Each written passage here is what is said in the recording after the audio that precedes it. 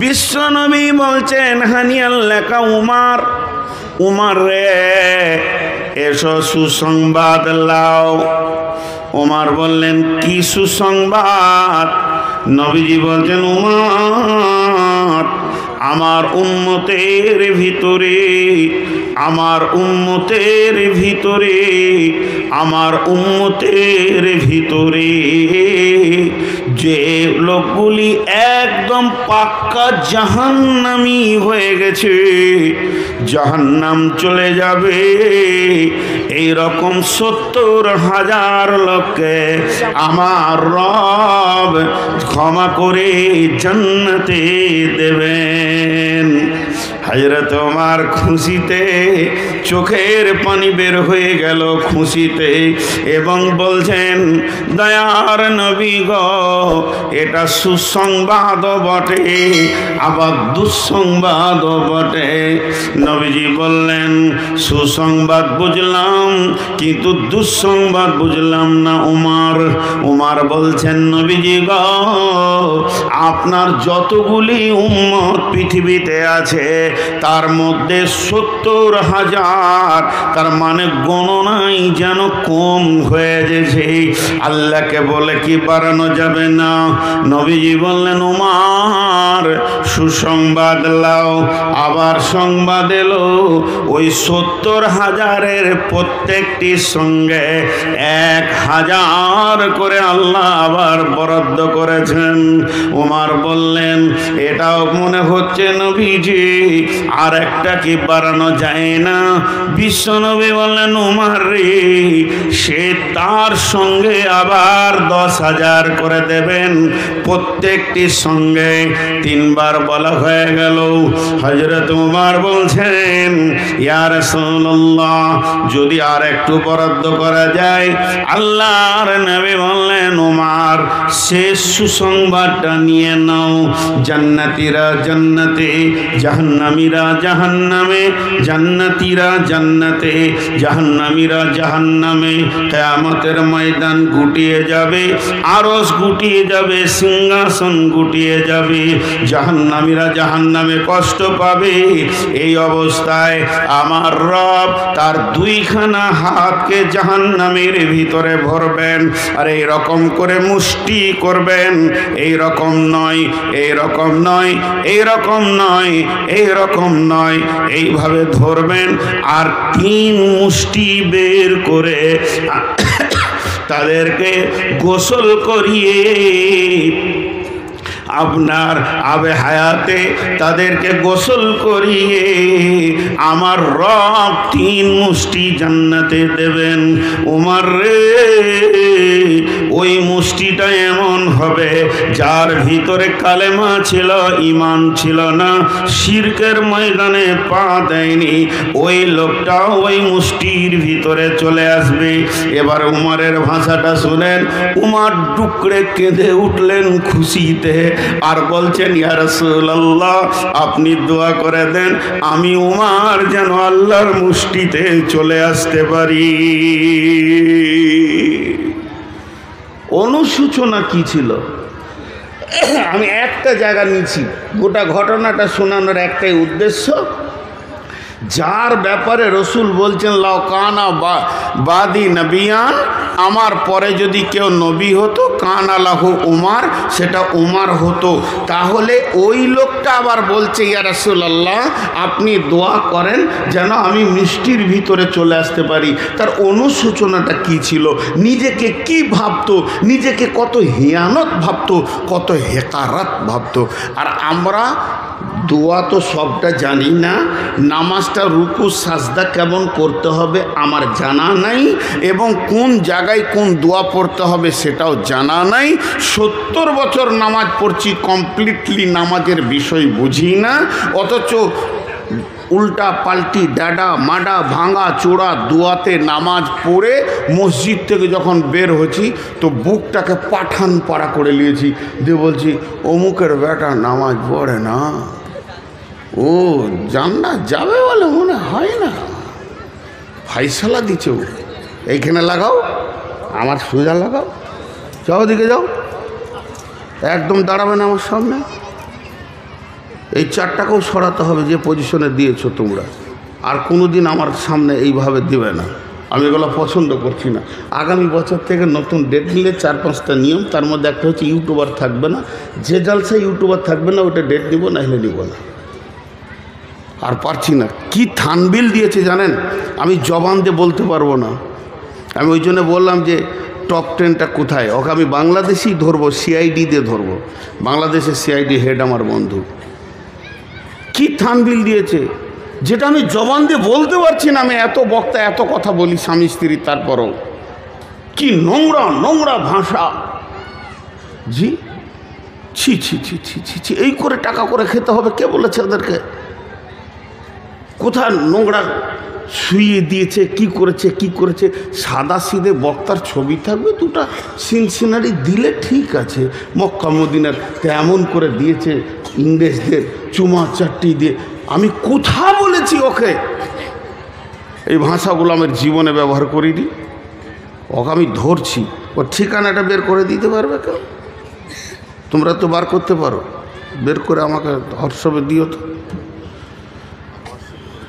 এই চেয়ারওয়ালা লাল গেঞ্জি, উঠো, চলো উঠো উঠো। ডিস্টার্ব হচ্ছে পেছনে, ডিস্টার্ব হচ্ছে, উঠতে হবে, কোনো উপায় নেই। আমি এই ভলেন্টিয়ারই চালাবো যতদিন জলসা করবো। বাবজি আপনি উঠেন, আপনার পেছনের লোকের ডিস্টার্ব হচ্ছে। আরে ছেলে মানুষগুলো নিচে বসেন, এই মুরব্বিগুলোকে চেয়ার দেন। ছেলে মানুষগুলো নিচে, এই যে লোকটা চেয়ার নিয়ে হাঁটছে, ওর হক আছে চেয়ারে বসা। ওই বয়সে হাঁটু ব্যথা হয়, ওটা এমন একটা বয়স হাঁটু ব্যথা হবে। আর জালসা কমিটি আর কোথাও আছেন তো বলে দিই, আসামে জালসাতে চেয়ার থাকে না। আসাম রাজ্যের জালসাতে চেয়ার থাকে না, একটা খালি বক্তা থাকে, বাকি এখানে লেপ কেতা দেয়। সভাপতিও নিচে বসে, কালেকশনও নিচে হয়, লোক সব নিচে বসে। চেয়ার আনবেন তো সব পাছায় ঘা হয়ে যাবে। ওই যে বাচ্চা ছেলেগুলো বসে আছে, ওইগুলো যদি এখন থেকে মাজার দোষ হয় তো বিয়ে হবে ওদের। বয়স্ক মানুষ বসবে তো একটা মানান আছে। তো যাই হোক, আমার বক্তব্যের গতিটা কোন দিকে যাচ্ছে, তাদের অনুসূচনা কি ছিল, তাদের অনুসূচনা কি ছিল।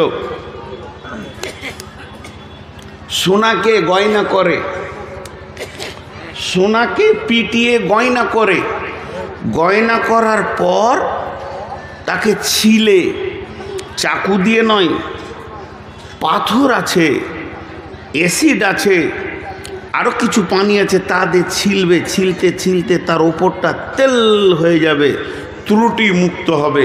তারপরে তাকে পালিশ মারবে, তারপরে আপনার হাতে দেবে যে এটা আপনার গয়না। তারপরে সেটা নাকে কানে নেওয়া যাবে।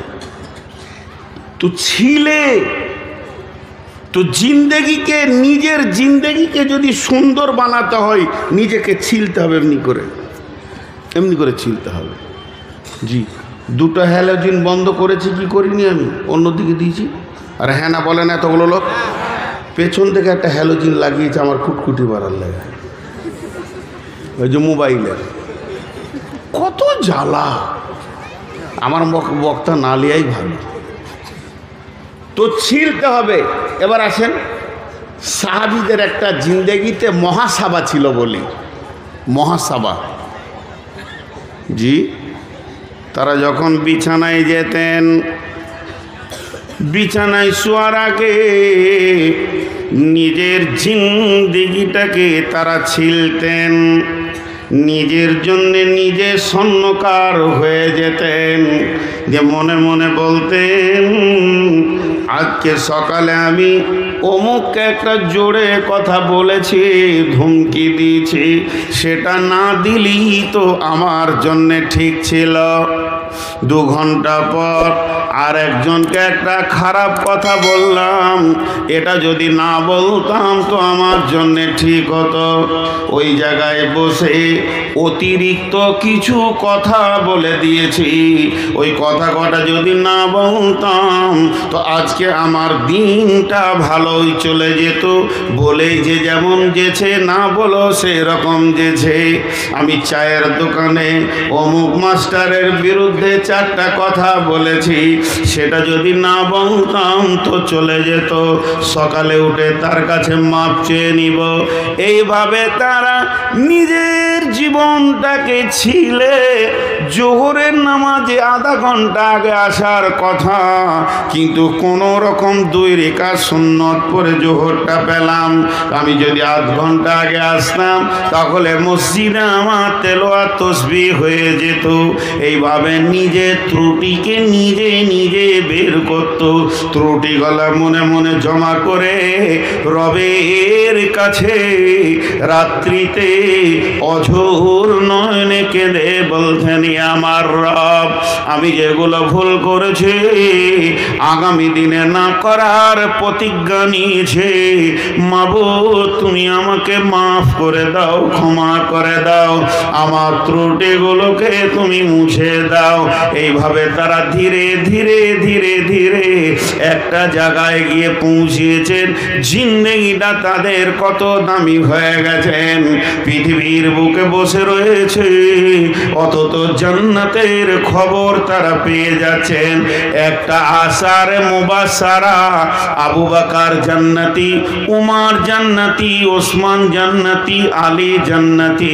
এ তো নবীজি সরাসরি বলেছেন, পরোক্ষভাবেও নবীজির কাছে খবর এসেছে আরো জান্নাতি। যেমন নবীজি বলেছেন, বদরি সাহাবী যারা বদরের প্রান্তে 313 জন দাঁড়িয়েছিলেন জিহাদের ময়দানে, তাদের আগের পিছের সমস্ত গুনাহ মাফ, তার মানে তারা জান্নাতি। এমন ভেবে সুসংবাদ এসেছে, তাদের জিন্দেগিকে কোন জায়গায় পৌঁছেছে। আম্মা জান আয়েশাকে আল্লাহর নবী বলছেন, আয়েশা রে, তুমি আমার পৃথিবীতে যেমন স্ত্রী, ওই রকম তুমি আমার জান্নাতে স্ত্রী হবে। যেদিন আমি জানতে পারলাম, সেদিন থেকে মনে হয় যেন আমার মত হয়ে যাক এবং আমি জান্নাতে চলে যাই, তোমাকে আবার আমি জান্নাতে পেয়ে যাব। আয়েশা বুঝতে পারলেন আমি জান্নাতি। এইভাবে আল্লাহ তাবারাক ওয়া তাআলা পরোক্ষভাবে বহু জান্নাতি ঘোষণা করেছেন, কারণ তারা নিজের জিন্দেগিকে ছিলে ছিলে সোজা করেছে।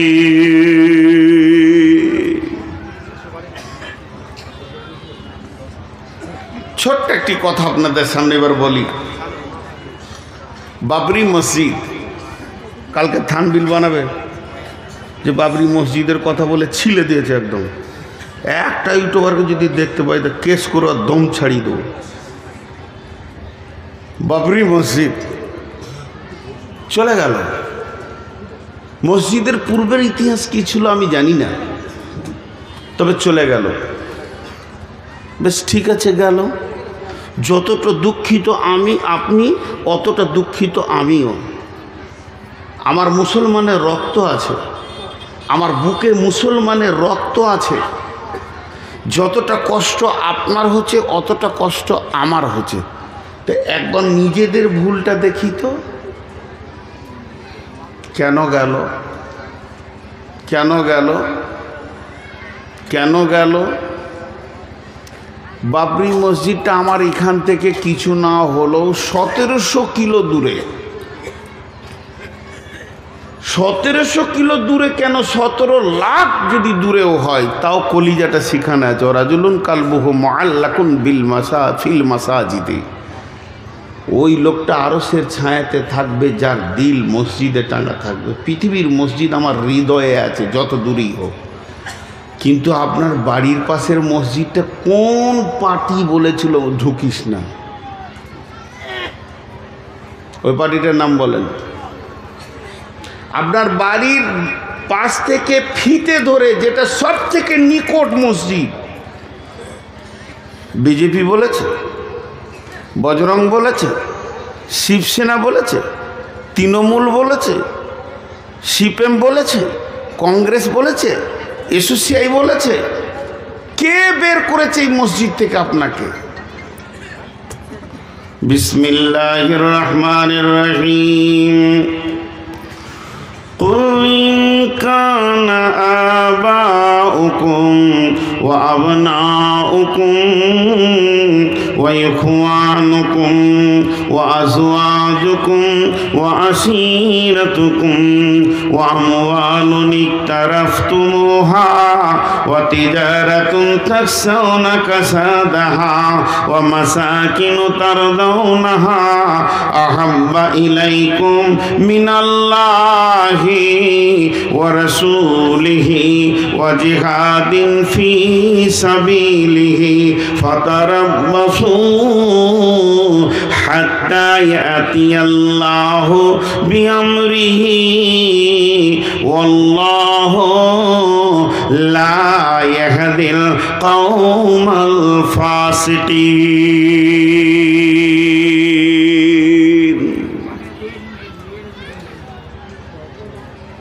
বলেন আমি এবার গভীর তথ্য দিকে যাচ্ছি যে মুসলমান তোমাদের কাছ থেকে এগুলো যাচ্ছে কেন। আল্লাহ বলে দিয়েছেন কোরআন প্রতিদিন আপডেট হয়। কোরআনেই লেখা আছে ফিহা কুতুবুন কাইয়্যিমা, এটা প্রতিষ্ঠিত কিতাব যা কিয়ামতের পশ্চিম দিকে সূর্য ওঠা পর্যন্ত একই পাওয়ারে দাঁড়িয়ে থাকবে, যে পাওয়ারটা রাসূলুল্লাহ সাল্লাল্লাহু আলাইহি ওয়াসাল্লামের জামানায় ছিল। এর পাওয়ার শৈথল্য হবে না এবং প্রতিটি জামানায় প্রতিটি দিন প্রতিটি সকালে আপডেট দেবেই এবং বিশ্বকে তার মোকাবেলার কথা শিখাবে। এখন বলেন আল্লাহ তাবারাক ওয়া তাআলা বলছেন, হে আমার গোলাম, কখন তোমাদের উপরে বিপর্যয় আসবে, কখন তোমরা হেয় প্রতিপন্ন হবে। রাসূলুল্লাহ সাল্লাল্লাহু আলাইহি ওয়াসাল্লাম বলছেন এই উম্মতের বিপর্যয় হচ্ছে পৃথিবীর বাদশাকে, প্রশাসনকে, প্রধানমন্ত্রীকে তাদের বিরুদ্ধে বানিয়ে দেওয়া হবে। তাদেরকে দেখতে পারবে না, তাদেরকে মেনে নিতে পারবে না, এমন মিজাজের বানানো হবে। কখন বানানো হবে? আল্লাহ তাবারাক ওয়া তাআলার রাসূল বলছেন ওয়া ইয়াকা ওয়াল মাসিয়া ফা ইন্না বিল মাসিয়াতি হাল্লুন সাখাতুল্লাহ ওয়া ইয়াকা ওয়াল মাসিয়া ফা ইন্না বিল মাসিয়াতি হাল্লুন সাখাতুল্লাহ। যে এলাকায়, যে বস্তিতে, যে গ্রামে, যে টলাতে, যে পাড়াতে, যে জেলাতে, থানাতে, দেশে আল্লাহর নাফরমানি প্রকাশ্যভাবে চলবে, সদর রাস্তাতে, রাজপথে জুয়ো চলবে, তাস চলবে, লুডু চলবে, দাবা চলবে, বেশ্যা নাচবে, লুচ্চা নাচবে, রান্ডিগিরি চলবে, মদ চলবে, সুদে অহরহ লেগে যাবে। আমার উম্মত এইগুলো নিয়ে মাতোয়ারা হয়ে যাবে। তখনই আল্লাহর মদদ তাদের কাছ থেকে চলে যাবে। আল্লাহর সাহায্যের হাতটা আল্লাহ গুটিয়ে নেবেন। আর আল্লাহ নিজেই বলেছেন হাত্তা ইয়াতি আল্লাহু বিআমরিহি, অতক্ষণ পর্যন্ত যতক্ষণ পর্যন্ত আল্লাহর হুকুম না এসেছে। আল্লাহু লা ইয়াহদিল কওমাল ফাসিকিন, আল্লাহ এই ফাসিক বেঈমানদেরকে হেদায়েতের রাস্তা দেন না।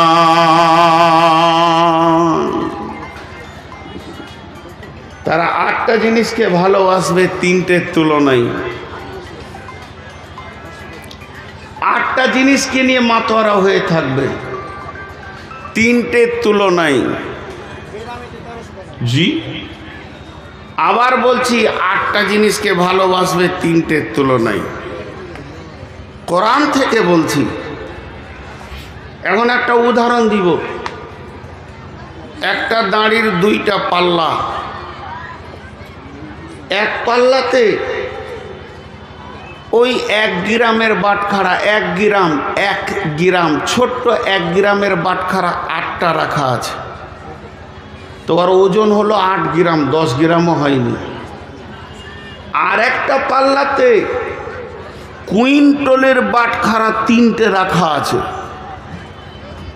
এরা গণনায় 3টে, এরা গণনায় 8টা। গুনতিতে বাম পাল্লাটা বেশি, গুনতিতে ডান পাল্লাটা কম, কিন্তু ওজনে কে বেশি?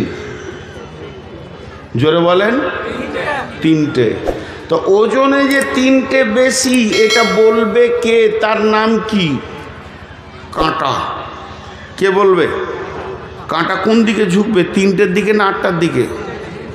3টের দিকে কাঁটা যখন তোলা হবে পাল্লাটা, তা 3টের দিকে এমনি করে বলবে দেখ আমি ঠিক বলছি, এরাই বেশি।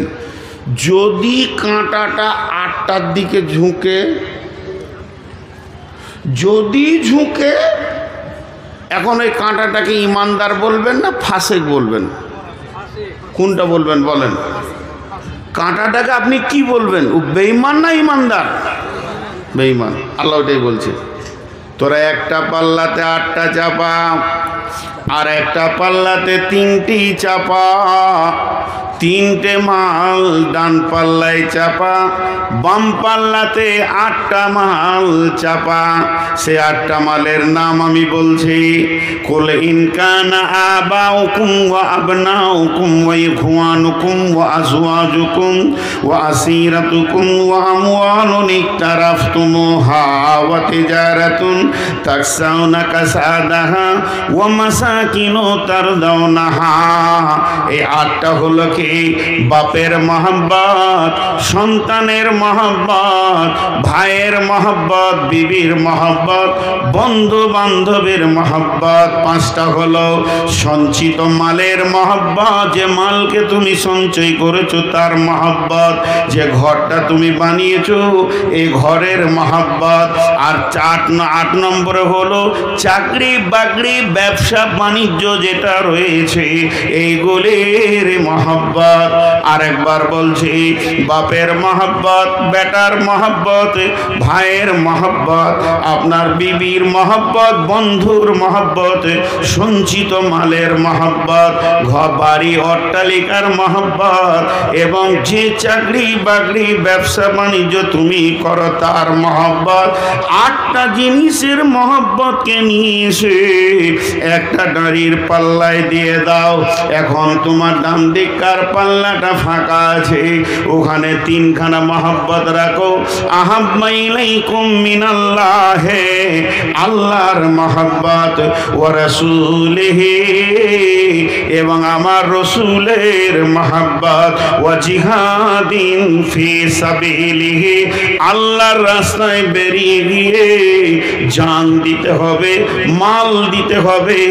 আল্লাহর জিহাদকে মহব্বত করে মেনে নিব, আল্লাহর রাস্তায় শ্রম দিব, মেনে নিব, পৃথিবীর মুখে লাত মেরে দিব, যেটা সাহাবীরা করেছেন।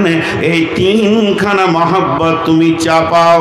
হে পৃথিবীর মুসলমান, এবার তোমার দিলের ভিতরে একটি কাঁটা আছে, দাড়িটা ওপর দিয়ে মনে মনে মনে মনে তলো।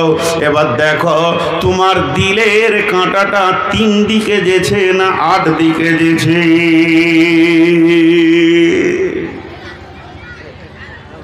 বিচার নিজের নিজের করেন। দিলের কাঁটাটা 8 দিকে যেছে না 3 দিকে যেছে? সবাই নিজের বিচার করব সাহাবীদের মতো, এবং হক কথা বলবো জিভ দিয়ে, মিথ্যা কথা বলবো না। আমাদের মহব্বত 8-এ বেশি না 3-এ বেশি? কথা বলে না? যারা 8-এ বলছেন কে কে বলছেন বলেন তো? 8-এ কে কে বলছেন? সবাই 8-এর দিকে আছি, হক কথা বলেছে, সত্য কথা বলেছে। 3-এর দিকে মহব্বতে এক্ষুনি পরীক্ষা করব। আজকে এই চিন্তামণি গ্রামে 28 থেকে 30টা বিল্ডিং আছে, মসজিদটা এতিমখানা হয়ে আছে। ওদের যদি মহব্বত আল্লাহর ঘরে বেশি হতো তাহলে ওটা এতিমখানা থাকতো না। রসুলের ওপরে মহব্বত থাকলে এটা ইউনিভার্সিটি হতো। মিশন বলে যে একটা স্কুল আজ থেকে 20 বছর আগে ছিল না, 25 বছর আগে, 30 বছর আগে ছিল না। জন্ম নিল কিছুদিন আলামিন মিশন, পৃথিবীকে মিশন শিখালো, জন্ম নিল। এক একটা মিশন তত্তর করে ওপর দিকে উঠছে, আর লাখ লাখ টাকা গোপনে ছেলেটা ভর্তি করলেন, 50,000 60,000 ডোনেশন দিচ্ছে। আর 70 বছরের মাদ্রাসা পি পি পি করছে। আপনি বললে হবে যে আমার এইটার উপরে মহব্বত বেশি? রসুলের উপরে মহব্বত। একবার গালের মাফলারটা সরান, দেখি এখানে কটা ইমানদার আছে। সরান গালের মাফলারটা। মিথ্যা কথা, মিথ্যা কথা, মিথ্যা কথা। জি, এখানে দুটো ফ্যান আছে, ওইখানে ফ্যান দুটো ঘুরছে, পরপর পর করে ঘুরছে। রেগুলেটরটা আমার হাতে, আমি ডান দিকটা এমনি করে বাড়াচ্ছি আর বাঁ দিকটা কমাচ্ছি। বাঁ দিকার ফ্যানের শক্তি কমবে হাওয়ার, ডান দিকার শক্তি বাড়বে। আবার বাঁ দিকটা বাড়াচ্ছি, ডান দিকটা কমাচ্ছি। তো সারা পৃথিবীর সমস্ত শক্তির কন্ট্রোলার কে? আল্লাহ।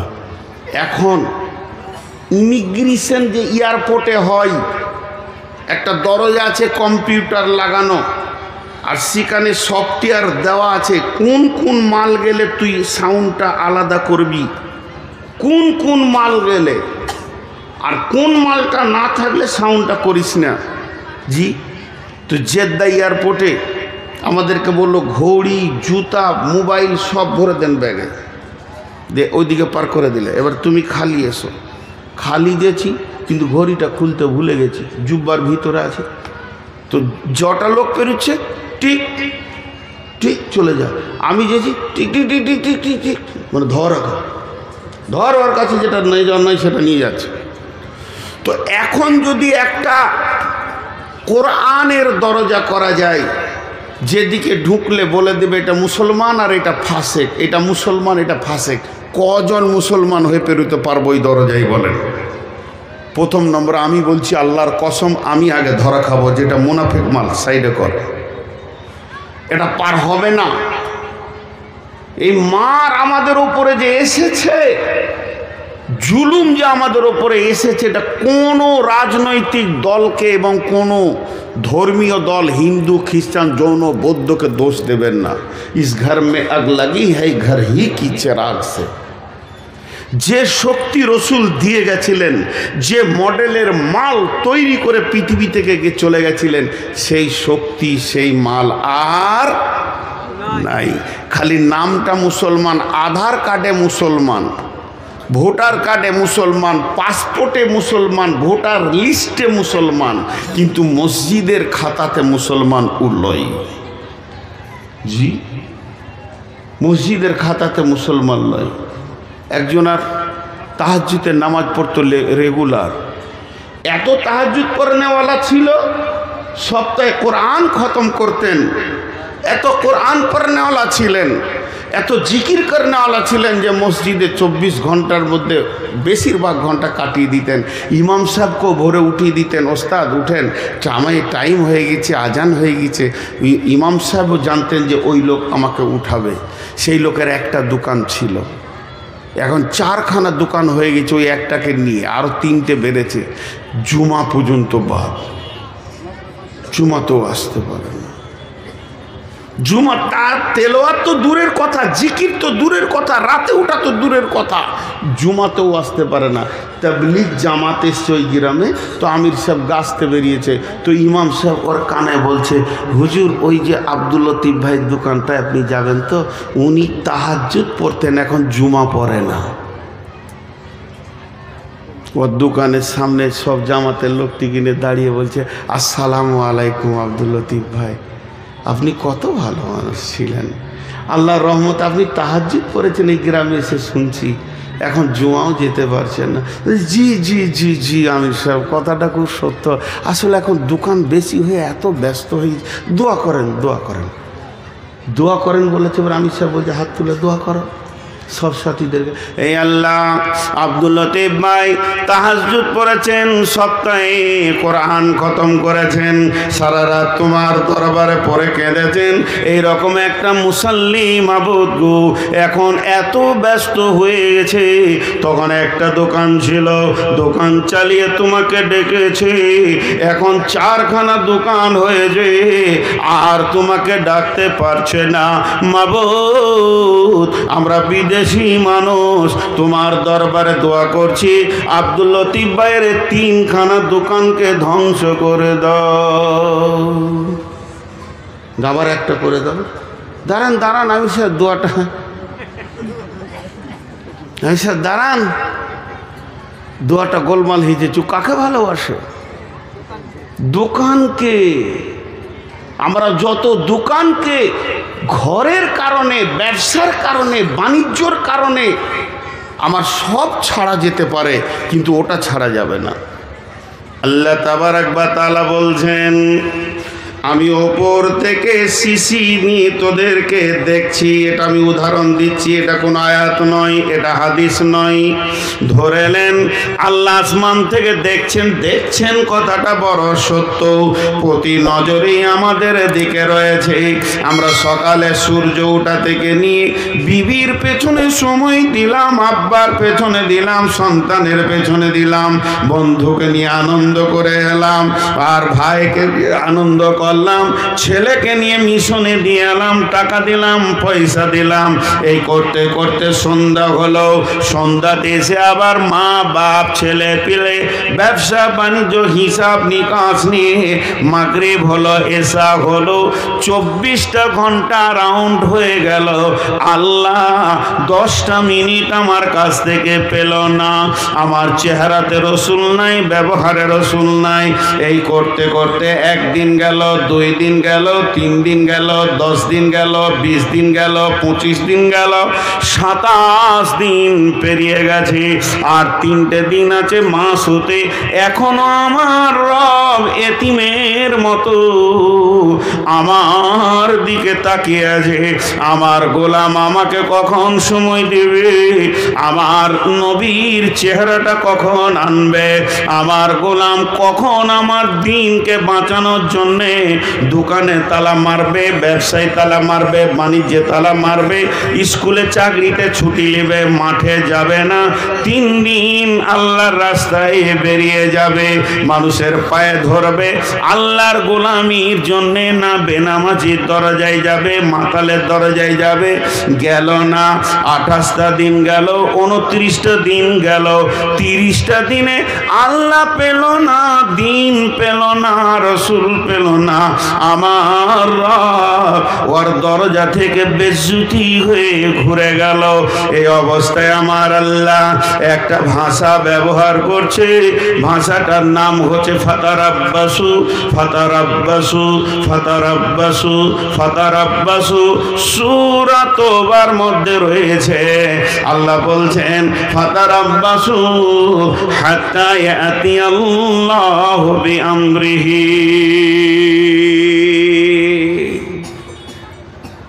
আপনি আমার গালে মারলেন টানে একটা চর, গাল চঞ্চন চঞ্চন করে গেল।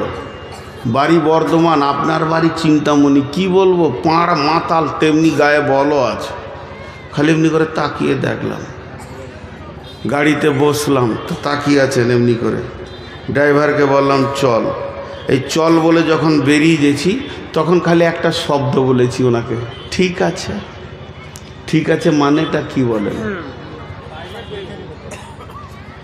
ঠিক আছে মানেটা আপনারা বলেন, আমি আপনাদের মুখ থেকে শুনবো।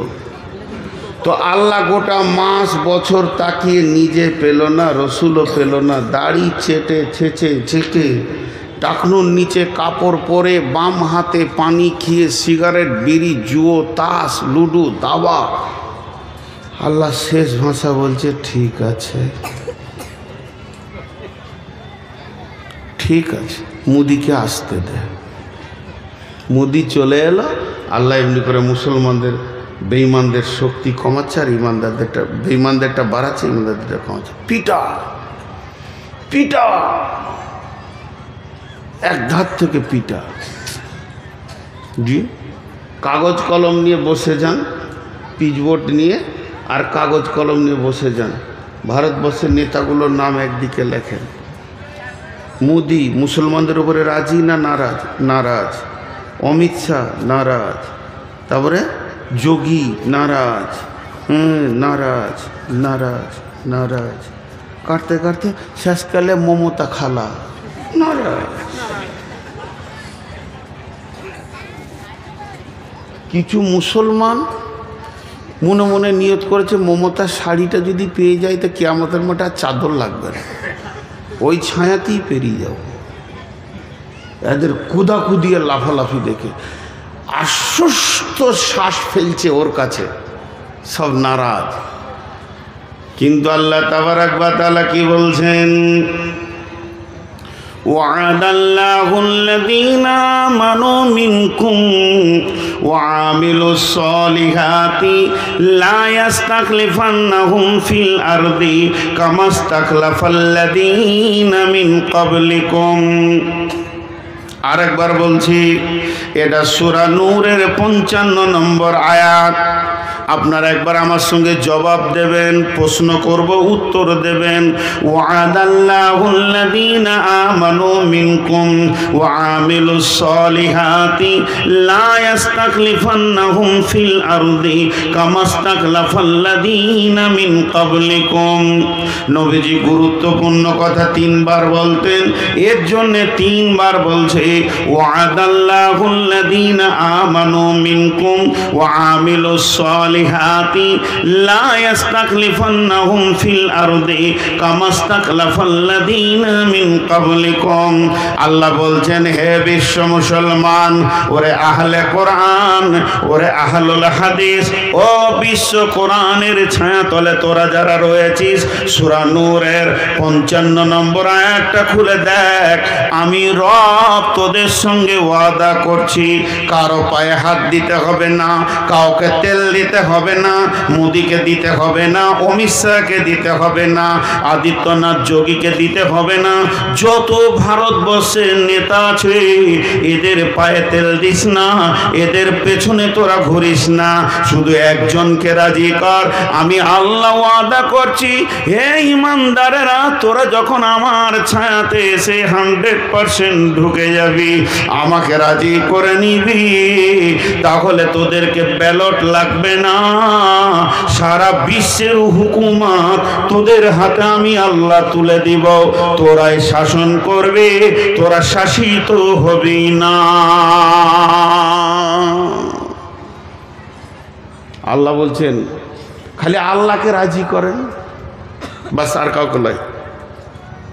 ভারতবর্ষ কাদের হাতে আছে? বিজেপির হাতে, চলে আসবে মুসলিমের হাতে। আল্লাহ রাজি হয়ে গেলে একজনকে রাজি করেন, ধরতে হবে না, আল্লাহ রাজি হয়ে যাবে।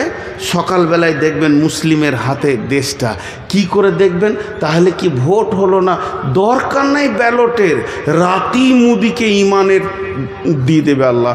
সকালে দেখবেন মুদি নিজে কালেমা পড়ছে। পারবে আল্লাহ এটা করতে? ঠিক করে বলেন তো, খুব সত্য কথা বলেন। অন্য জাতিদের কথা আমি ছেড়ে দিলাম, তাদের কাছে হালাল হারামের খবর পৌঁছায়নি, ছেড়ে দিলাম। পার্টিকুলার মুসলিমের কথা বলছি। মুসলিম যতগুলো পঞ্চায়েত প্রধান আছে সব আমানতদার আছে। আরে কথা বলে না, লুটেরা। তাহলে এদের হাতে একদিনের জন্য মনে করেন সারা ভারতবর্ষের সমস্ত নেতাগুলোকে তাদের পদ থেকে রিজাইন দিয়ে 100-তে 100 মুসলিম বসিয়ে দেওয়া হলো, ঘোষ বাড়বে না কমবে? বাড়বে। এদের মতো হারামখোর আর কেউ নাই।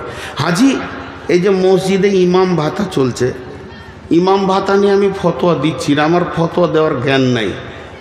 ইমাম ভাতা নিয়ে আমি ফতোয়া দিচ্ছি না, নেওয়া যাবে কি যাবে না আমার জ্ঞান নাই, ইলম নাই, ওই পর্যায় পর্যন্ত আমার শিক্ষা নাই।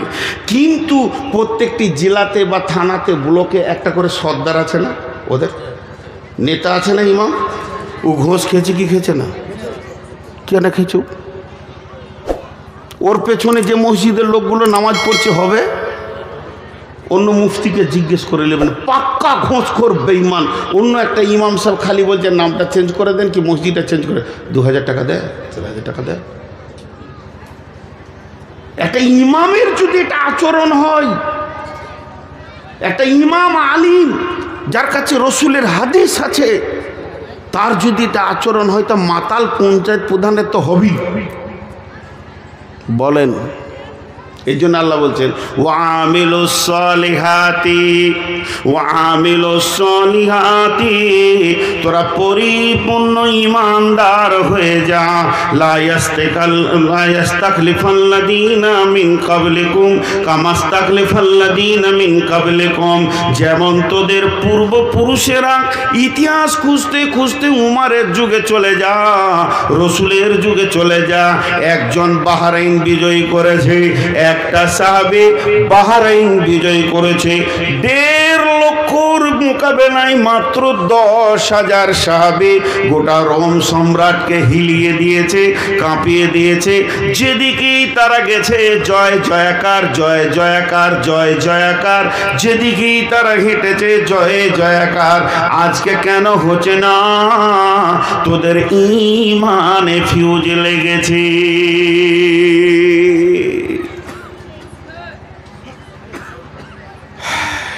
তোদের হাতে কেন আজকে দিচ্ছেন আল্লাহ?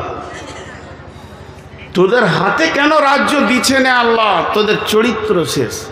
আল্লাহ বেঈমানকে তো দেবে না। উমারের জামানায় ওই কতক্ষণ চালাবে তুমি আর আমাকে তাকিয়ে থাকতে হবে? মোবাইলটা খুলে ঘর যাও, এখনো বসানো।